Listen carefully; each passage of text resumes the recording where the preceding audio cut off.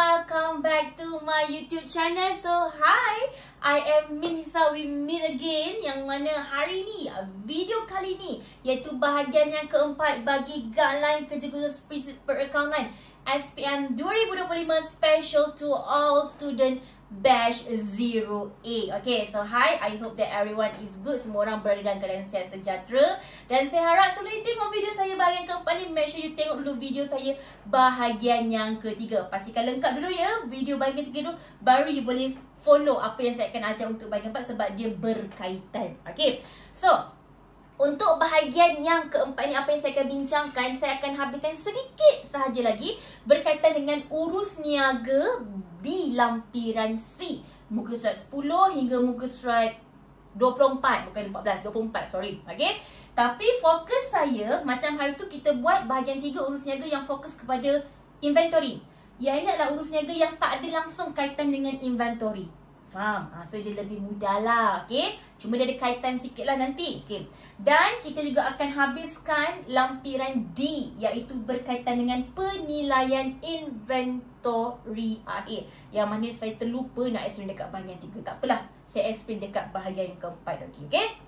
Seperti biasa, sebelum kita mulakan, jangan lupa untuk follow all my Medium channel untuk mendapatkan sebarang info. Join my free live TikTok, my free class dekat TikTok, okay? Dan dapatkan segala info berkaitan dengan I punya kelas and so on dekat Instagram.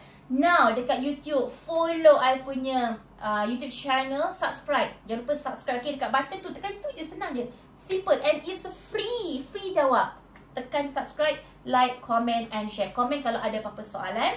Okay, if you nak dapatkan soalan-soalan, contoh-contoh soalan exam, dia boleh follow dekat I punya Telegram here. Okay, dan seperti biasa saya akan tekankan sekali lagi, video ini hanyalah sekadar idea sahaja, bukan skema jawapan. Untuk dapatkan jawapan yang lebih tepat, pastikan adik-adik follow arahan daripada cikgu akaun sekolah masing-masing, kerana mereka lebih tepat dari segi info dan juga cadangan-cadangan jawapan. Dan mereka, cikgu-cikgu awak tu lah yang lebih mahir dari segi menandakan kerja khusus awak. Okay? Jangan pula, Miss Nisa kata macam ni, cikgu sekolah saya kata dia nak follow Miss Nisa. Jangan. Sebab saya buat based on saya punya ilmu. Saya tak tahu ada apa-apa taklimat ke, saya memang tak ada join ke apa. Tak ada.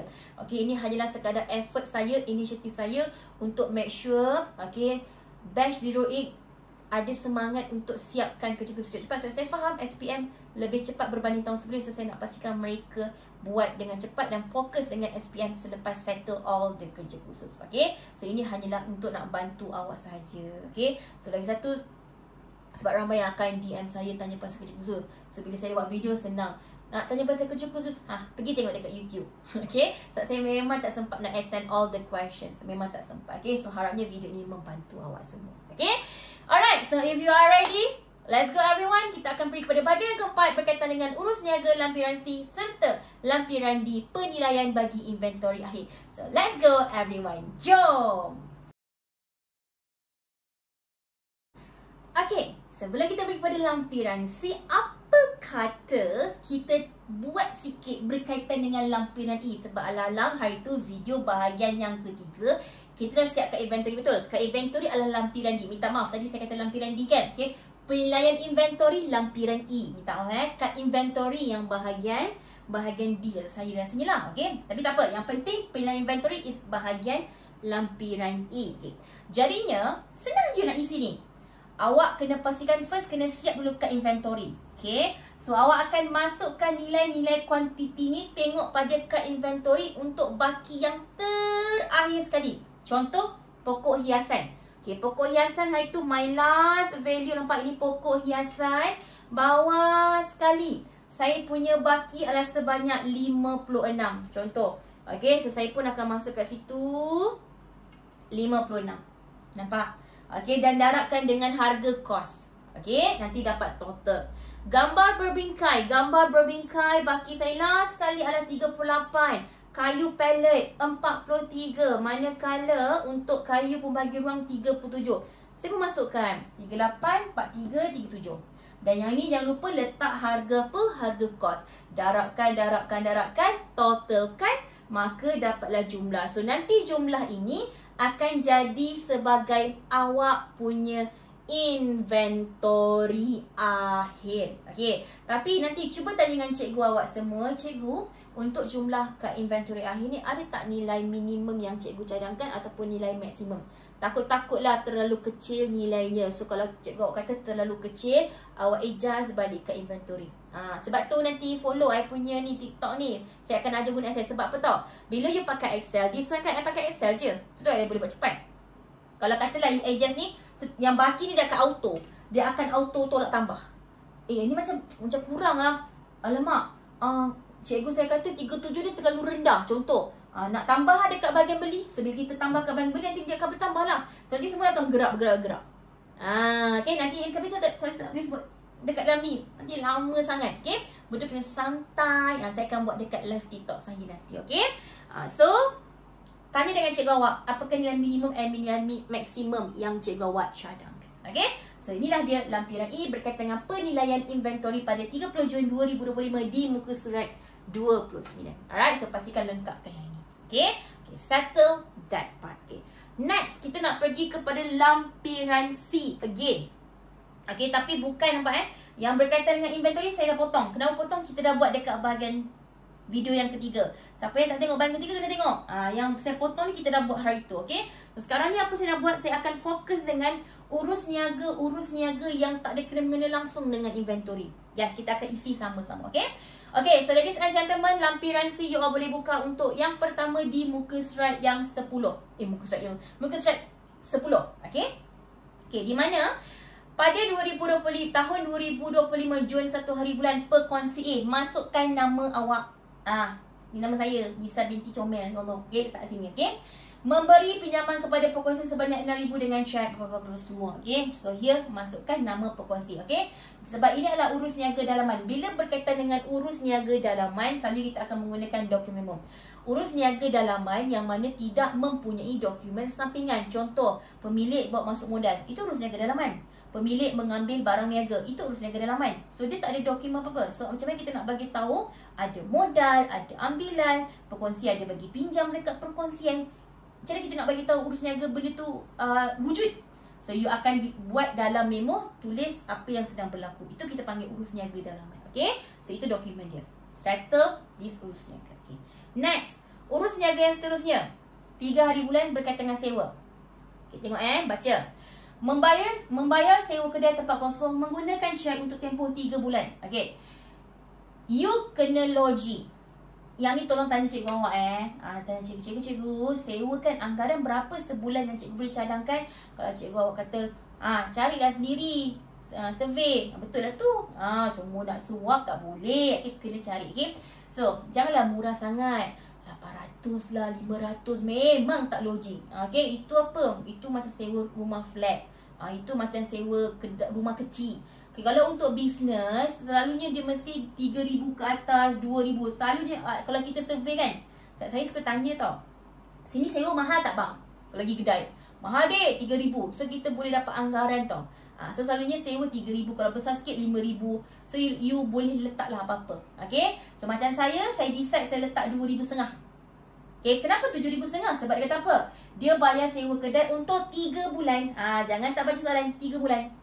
So, kalau sebulan 2,500 darab dengan 3, 7,500. So here is 7,500. 7,500. Okay, dan menggunakan cek. Bayar pakai cek. So kat sini saya letak keratan cek. Nak letak keratan cek boleh.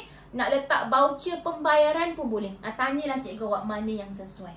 Okay, okay, so settle untuk urus niaga yang tu. Okay, this one kita dah buat dekat video ketiga. Skip.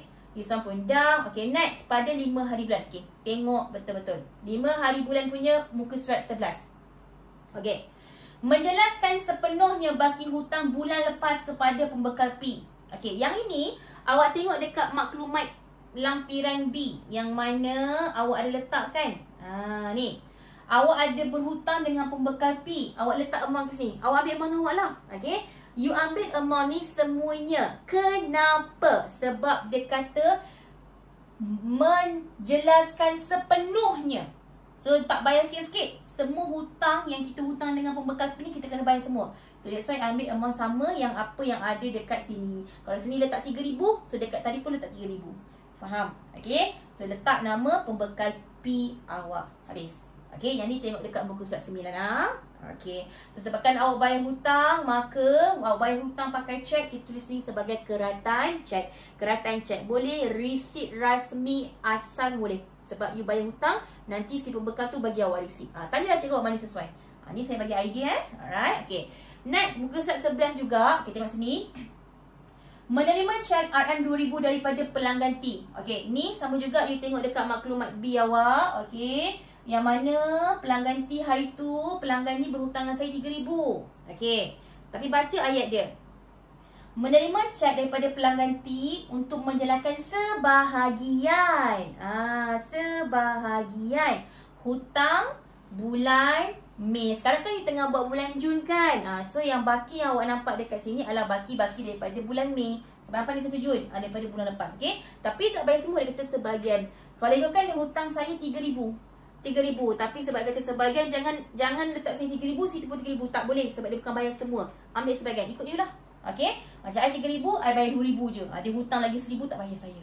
Okey. So dokumen apa? Resit rasmi. Okey, kita as penjual, so resit rasmi salinan. Okey. So itu yang kelima, muka 5 hari bulan 11, muka surat 11. Okey. Minta maaf kalau saya cakap laju-laju sebab saya nak make sure video ni tak terlalu lama, nanti boring. Okey. Boring satu, saya nak upload ke YouTube tu, hoi, berjam ambil masa nak edit lagi apa semua kan. So saya kena buat cepat-cepat supaya video tak panjang. Okey. Okey, next, muka surat 13. Okey, tengok sini. Muka surat 13 pada 10 hari bulan. Menerima makluman daripada pihak bank berkaitan dengan pindahan kredit. Faham tak pindahan kredit? Customer ada bayar transfer ke dalam akaun bank kita. The third party transfer duit ke akaun bank kita. Jadi kita pindahan kredit. Kepada pelanggan S, sama juga. Tengok dekat makluman B here. Okey, saya letak nama pelanggan S awak. Ikut awak punya, jangan ikut saya punya. Okey. Okey. Kepada siapa? Kan customer bayar kita. Nama kita. Okey. Okey, bank bagi tahu kita. Nombor akaun, you tengok balik dekat you punya pengenalan profil perniagaan. You ada letak nombor akaun hari tu kan? Nombor akaun bank kan? Letaklah ikut nombor akaun bank yang awak buat hari tu. Tarikh ikut sini 10 hari bulan. Alright. Okey, lepas tu bagi tahu lah. Pindahan kredit, nama pelanggan awak. Letak nama pelanggan, pindahan kredit pun boleh. Okay. So here dia kata apa? Okay. Menjelaskan hutang sepenuhnya. So you kena ambil amount semua. Sebab tu alert, baca sepenuhnya ke sebahagian ke, tolong baca. Nanti kalau exam keluar pun sama. Jangan main terus buat kelam kabut. Baca, cari keyword-keyword penting. Supaya tak careless. Faham So saya ambil amount semua sekali. Okay. Okay, seterusnya. Okay, ni settle. Ni tangan lah. Tangan tahu kan. Okay. Seterusnya muka surat 14. Okay, muka surat 14 pun kita dah buat sebenarnya ni tadi. Ni saya masukkan tadi yang ambilan tu. Okay, ni ambil letak harga kos lah. Letak nama pengkongsi awak yang B kawan awak. Okay. Here is memo. Okay, ni pun settle. Ini pun sebenarnya dah selesai. Lupa. Okay. Seterusnya, okay, muka surat 15. Okay, fokus. Muka surat 15, pada 13 hari bulan dia kata, memasukkan tunai perniagaan berjumlah tempat kosong menggunakan mesin deposit tunai. Ni dia dah bagilah. Okay, so maksudnya, bila kita jual, kita dapat cash. So, cash tu kita nak masukkan ke dalam kita punya bank. Okay, boleh tak saya letak apa-apa je? Boleh. Tapi risau. Contoh daripada cash ke dalam bank. Contoh duit dekat tangan awak cuma ada RM3,000. Tapi you tulis sini RM4,000. Logik tak? Tak logik. Now, I give you an idea. Tengok sini. Kita cari dulu berapa duit yang available yang ada dekat tangan kita sekarang. Dan kita janganlah masuk semua. Nanti kalau customer datang, okay, tak ada duit baki pula. So, kita masuk beberapa saja. Tengok okay. First thing first, you ambil baki awal. Dekat mana baki awal? Dekat baki awal yang dia ada bagi hari tu. Mana baki awal you? Ni. Tunai kan? Nampak? Tunai. Muka surat pertama tu. 900. Baki awal 900. Okay. Kalau ikut awak kena check satu-satu. Ni saya dah bagi teruslah 1 jam. Okay. Awak check setiap urus niaga. Mana lagi apa-apa urus niaga yang menunjukkan adanya duit masuk secara tunai ataupun duit keluar secara tunai, supaya kita nak tahu berapa duit yang ada kat tangan kita secara tunai tu sekarang. Okay, so kita pun check setiap urus niaga here. Oh tak ada, ni tak boleh, ni kredit, yang ini bayar secara cek, tak ada kena dengan tunai. Ini duit masuk tapi masuk ke dalam bank, tak ada kena mengena. Ini jualan masuk ke dalam bank, tak ada kena dengan tunai. Okay, ni cek pun sama, ini pun dapat cek pun sama, tak ada kena dengan tunai. Okay, sampailah kita dekat muka surat 15. Muka surat 15. Okay, muka surat 15 here. Okay, sekejap 15 yang mana dia cakap dekat sini jualan tunai. Ada tak dia kata jualan tunai dan dibankkan? Tak ada. Maksudnya untuk muka surat 15 pada 13 hari bulan ni, maksudnya kita jual dan duit tu ada dekat tangan dan kita tak pergi bank. Selalunya kita dapat duit terus pergi masuk bank. Tapi yang ni kita tak masuk bank. Kita tak masuk 13 hari bulan, kita masuk lepas tu. Hari yang sama kebetulan pula. Okay, so jadinya kalau kita tengokkan baki ni, duit yang masuk saya 2360. Awak ambil punya lah. Okay, hari tu baki awal adalah 900. 2360 duit yang kita dapat dekat urus niaga yang muka surat 15. Okay, so tambahkan. So sekarang ni duit yang available ada dekat tangan kita 3250. Nampak tak saya buat? Kalau ni kalau saya tak buat, saya suka hati saya nak letak 4000 lah. Padahal duit dekat tangan 3260 je. Faham? So kena check berapa baki yang ada. Faham tak? So saya pun fikir, duit kat tangan ada 3260. Tak nak masuk semua. Kita nak biar sikit lah ada dekat dalam kedai. Nanti orang datang nak bagi baki, tak ada baki. Okay, so saya masuk 2000 je lah. So at least adalah baki lebih sikit. Faham tak? So inilah dia cara, idea. Kalau you nak tahu berapa banyak amount taruh. Okay, saya pun letak. Okay, so saya masuk 2000. Tarikh ikut tarikh. Masa ikut awak lah, suka hatilah pukul berapa. Tempat, mana-mana bank tempat. Okay, nombor account. Okay, lepas tu kira lah mana sesuai. Okay, ni kan 50 darab dengan 10, RM500. Korang kira lah ni berapa keping duit. 100 kali dengan 150, 1500. So 500 tambah 1500 dapatlah 2000. Make sure you all total up mesti dapat sama dengan apa yang you all nak masukkan cash. Faham? So inilah dia. Okay, ni tolong lengkapkan, kemas-kemas, cantik, comel-comel. Okay, barulah cantik awak punya ni. Sebab ni dia suruh ni lengkapkan. Faham Jangan suka hati je taruh. Tolong check baki awal tambah dengan muka surat 15 punya urus niaga tu. Alah, atas dia je. Okay, tambahkan, tengok berapa duit available yang ada dekat tangan awak. Okay, supaya tak adalah duit yang awak masukkan tu tak cukup. Okay, alright. Okay, next. Sebelum saya pergi kepada muka surat seterusnya, seperti biasa, mungkin first time you all tengok video saya ke apa, mungkin tak tahu, Miss saya ada buat kelas ke? Okay, so anyone yang nak join, siapa-siapa yang ada tanya, Miss ada buat kelas ke? Ya, saya ada buat kelas awak, yang mana saya mengajar bagi subjek Maths dan Accounts. Maths setiap hari Jumaat, Accounts setiap hari Sabtu. So bila timing dia, let's say timing ni clash dengan timing awak, tak ada masalah. You akan dapat free unlimited private video. Unlimited means that you boleh tengok berulang-ulang kali. And this video akan ada dekat awak dan you boleh akses sehingga hujung tahun. So inilah bentuk yang awak akan dapat, yang mana saya akan hantar kepada awak secara personal.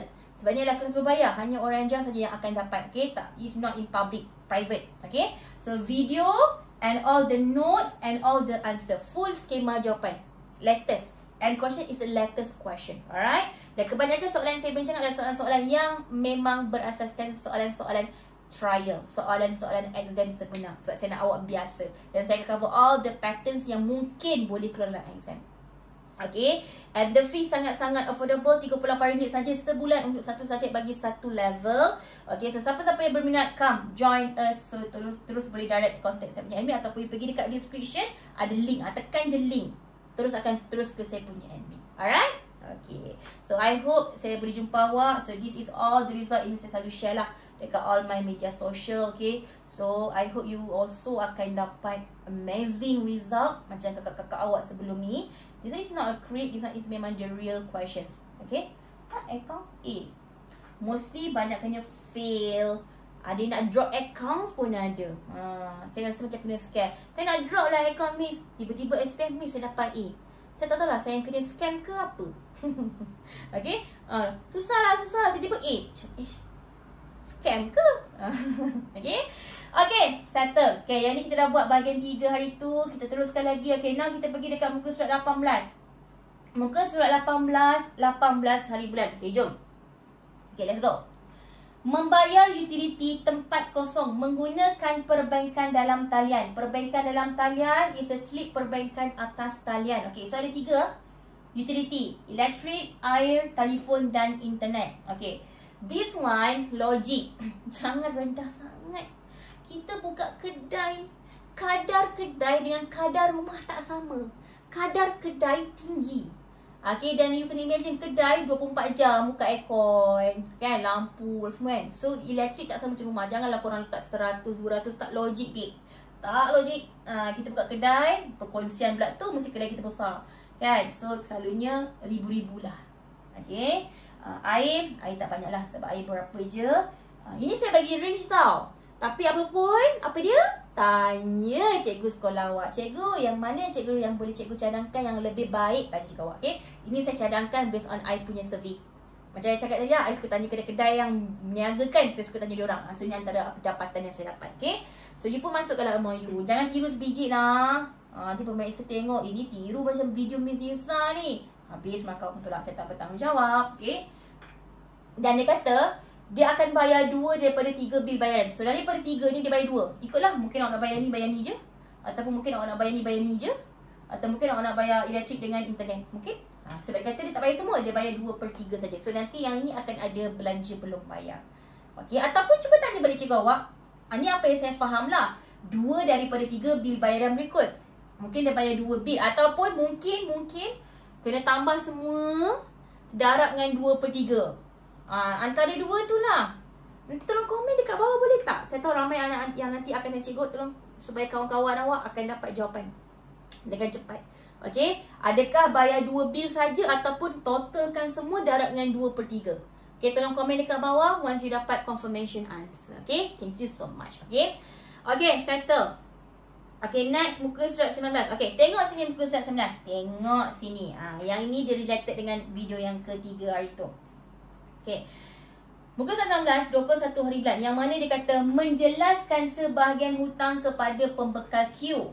Sebahagian saja dia kata, dia tak kata semua. Okay. Dengan cek berjumlah tempat kosong. Okay. So Q ni letak nama pembekal awak lah. Okay. Macam mana nak buat dia? Okay. Cara dia adalah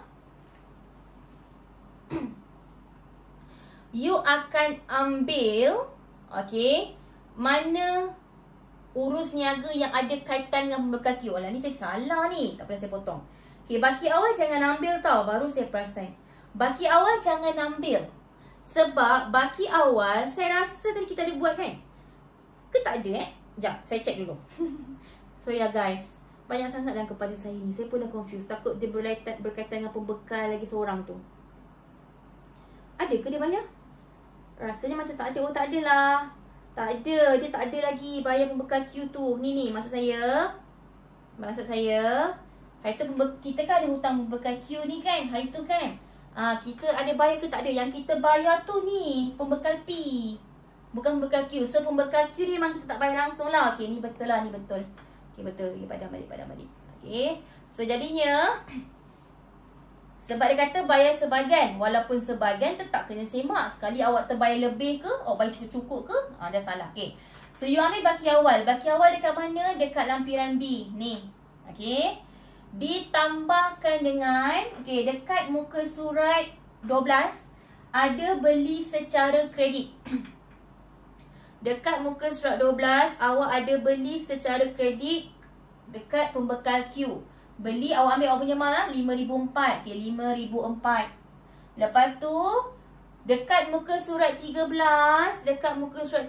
kita ada pulangan belian. Pulangan belian logiknya menambahkan hutang kan mengurangkan?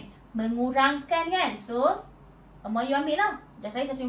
So bila mengurangkan, saya pun tolakkan. Okay, 150.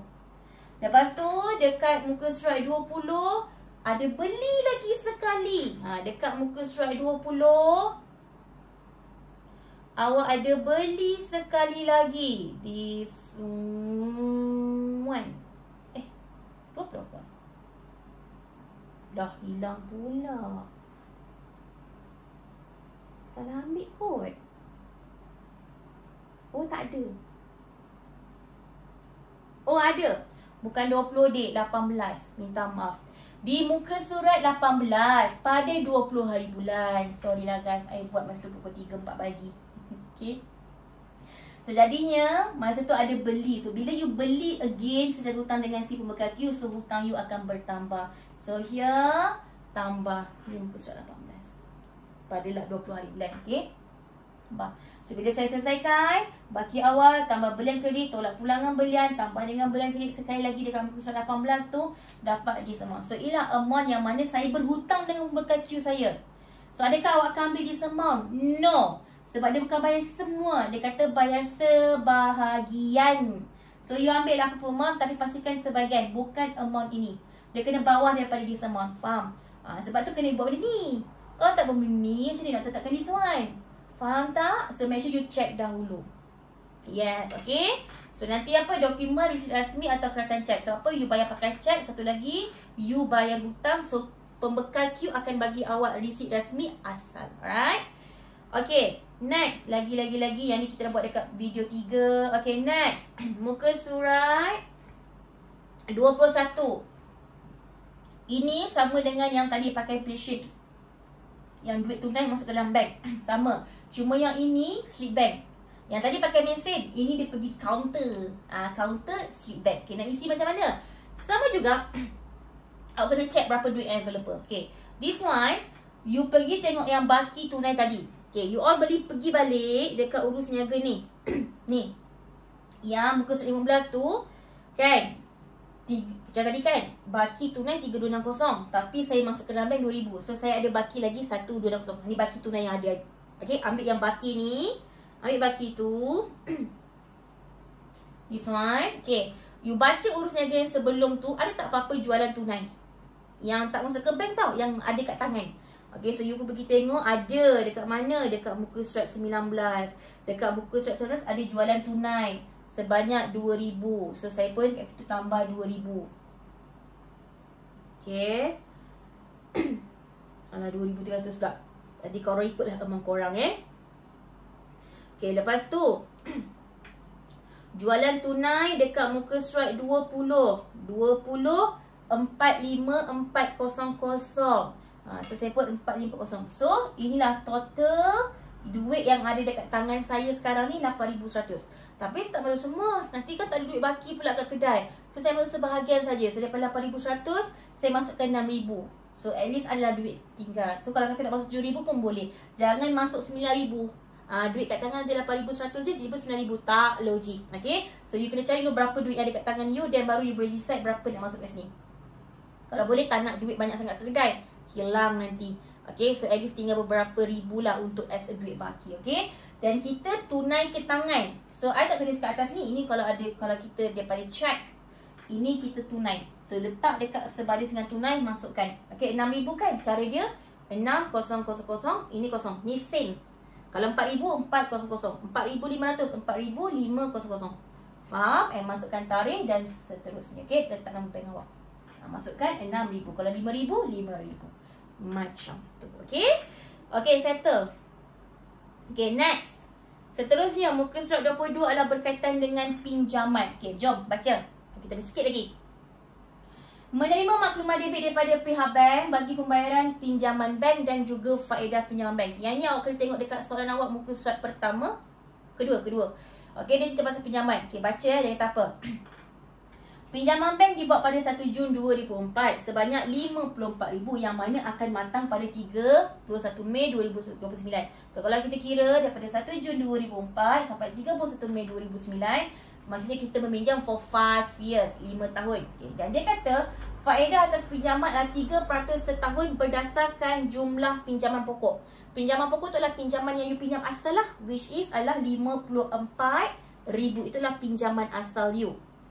Okay, so here macam nak kira dia, ada dua.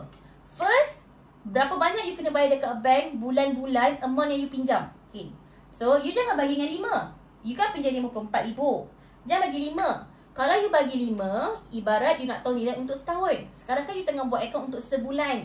So apa you akan buat? You kira berapa bulan yang ada dalam tempoh 5 tahun. 5 darab 12. Dapat 60. So, you ambil hutang you 54,000 bahagikan dengan 60 bulan. Maka setiap bulan you akan bayar dekat bank 900. Ni adalah amount yang you bayar dekat bank untuk amount yang you pinjam tadi. Okay. Bukan bayar amount yang you pinjam je, kena bayar juga you punya faedah. Macam mana? Kan dia kata dekat soalan 3% untuk setahun. You ambil kat sini 3% darabkan dengan 54,000. Tapi bukan jawapan dia macam tu. Kena bagi 12 sebab nak tahu untuk sebulan. Sebab 3% adalah untuk setahun. Bagi 12 dapat this amount 135. So itulah dia. Okay. So makluman debit dokumen dia. Okay, settle. Okay, lepas tu, last one, sikit lagi. Muka surat 23.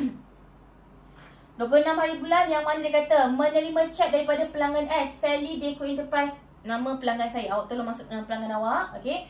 Untuk menjelaskan sebahagian invoice 10,000 yang dikeluarkan pada 10 Jun. Ni tak payah pening-pening. Pergi je tengok muka surat 19. Pergi je tengok dekat muka surat 19 yang mana ada invoice. Okay. Ni. Muka surat 19 yang awak jual secara hutang kepada pelanggan S. Okay. You tengok amount ni. Okay, ni amount yang pelanggan S hutangan saya. Tapi jangan break semua tu. Dia kata apa? Hanyalah sebahagian. So, daripada amount saya tadi, 12,080, saya tulis kat situ, pelanggan saya bayar 10,000. Okay, jangan ambil semua tengok dekat dokumen yang jualan kredit dekat pelanggan S tu, lepas tu ambil sebahagian saja. Mesti kena bawah. Alright. Dan apa? Resit rasmi sebab you dapat duit. So, you akan keluarkan resit rasmi yang original bagi dekat si pelanggan S yang sayang you pegang. Okay. Okay, next. Membayar gaji menggunakan perbankan dalam talian. So, dokumen you adalah slip perbankan atas talian. Okay. So, gaji perkongsi bernilai. Okay, dia kata sebahagian. So, kita tak bayar gaji penuh dekat perkongsi. So, adik-adik, you all kena tengok balik you all punya profil perniagaan. Yang mana hari tu, dekat profil perniagaan hari tu korang letak berapa gaji perkongsi korang. Macam hari tu, saya letak gaji perkongsi saya 5,000. Yang kedua pun 5,000. So, saya tak ada bayar 5,000 tau. Sebab dia tak bayar semua, bayar sebahagian. So, saya decide, awak decide awak punya. Saya bayar setiap seorang 3,000. Faham? Patutnya 5,000. Tapi dia kata sebahagian, saya bayar 3,000. Dia letak 2,000 boleh, 2,500 boleh. Tapi janji jangan letak 5,000. So, you letak itu. Kalau kata you punya gaji pekerja 4,000, so you letaklah 2,000. 3,000 ke? Bukan semua. Okay? Dan gaji pekerja berjumlah. Dia tak kata sebahagian. So, I assume that dia bayar penuh. Tapi kan, tolong tanya dengan cikgu awak. Boleh? Mungkin cikgu kata kena bayar sebahagian juga. Tapi pemahaman saya bukan sebahagian sebab dia tak kata sebahagian. Sebenarnya saya akan ambil sama juga dengan yang ada dekat you punya profil perniagaan. Total gaji pekerja 10,400. So here saya taruh 10,400. And we are done. Settlelah lampiran C. Settle.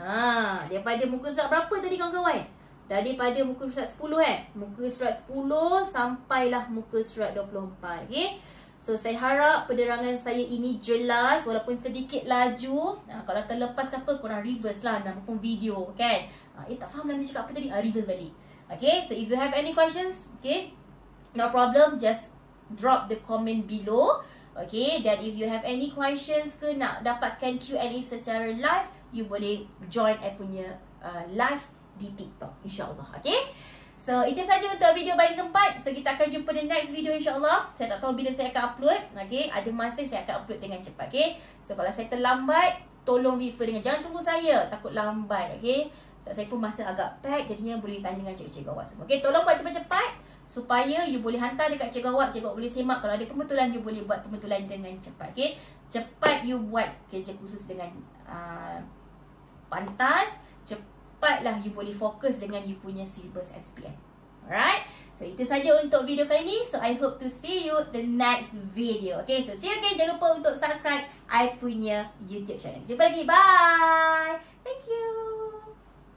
Thank you for watching. Jangan lupa untuk subscribe Miss punya YouTube channel.